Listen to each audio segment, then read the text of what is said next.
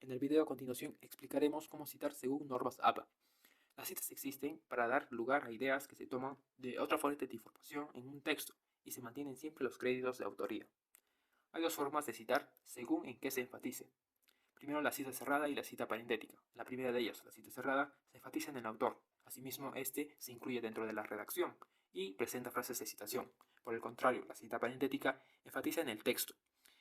El autor se incluye pero dentro del paréntesis, no en la redacción, sin frases de citación. Luego tenemos según el mecanismo para incluir fuentes. Tenemos uno, la cita textual y la cita por parafraseo. En el caso de la primera, la cita textual, en el caso de que se tomen fragmentos de una fuente, es decir, tal cual como está en nuestra fuente, y es necesario los apellidos del autor, el año de publicación y el número de página de donde se ha tomado la información. 2. En la cita parafraseo. Esas son las ideas del autor, pero expresadas con nuestras ideas, no tal cual como es en el caso de la cita textual, y es necesario el apellido del autor, el año de publicación y nada más. En la cita textual puede ser cita corta o cita larga. La primera de ellas, la cita corta, a su vez puede ser narrativa o parentética. La cita corta presenta menos de 40 palabras y va entre comillas.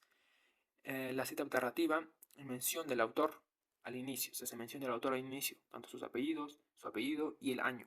Este último, es decir, el año, va entre paréntesis y el contenido de la citación va entre comillas. La cita parentética, todos los datos al final de la cita. El contenido entre comillas, es decir, los datos al final, apellidos, el año, van entre paréntesis y al final de la cita.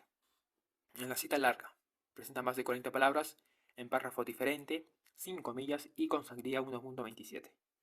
Asimismo, esta puede ser narrativa o parentética. En el caso de la primera, la narrativa, se hace mención al autor al inicio, junto con su apellido y el año.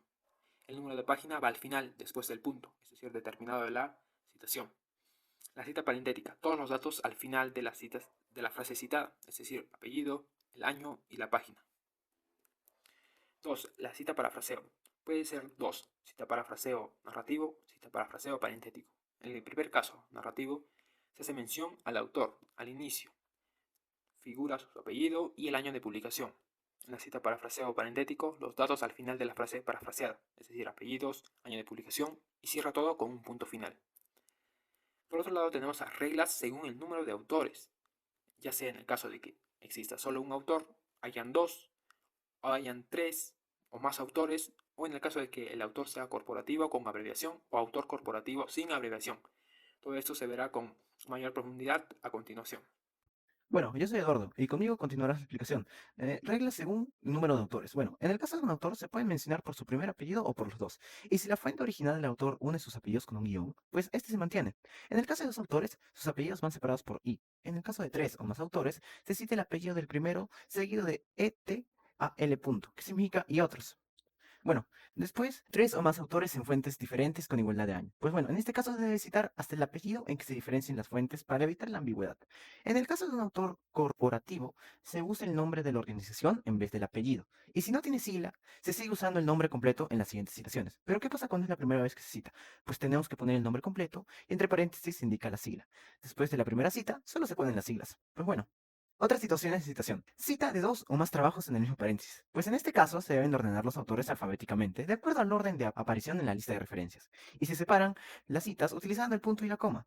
Citas de varios trabajos de un autor con igualdad de fecha de publicación. Pues bueno, aquí se agregan las letras al año, A, B o C, en el orden de aparición de las obras en el texto. Citas del mismo autor con diferente año. Aquí se indica el apellido del autor y entre paréntesis los años correspondientes separados por un punto y coma, y los años de publicación se ubican del menos reciente al más reciente. Citas con diferentes autores que comparten el mismo apellido. Aquí se incluye la inicial del nombre de cada autor para lograr diferenciarlos.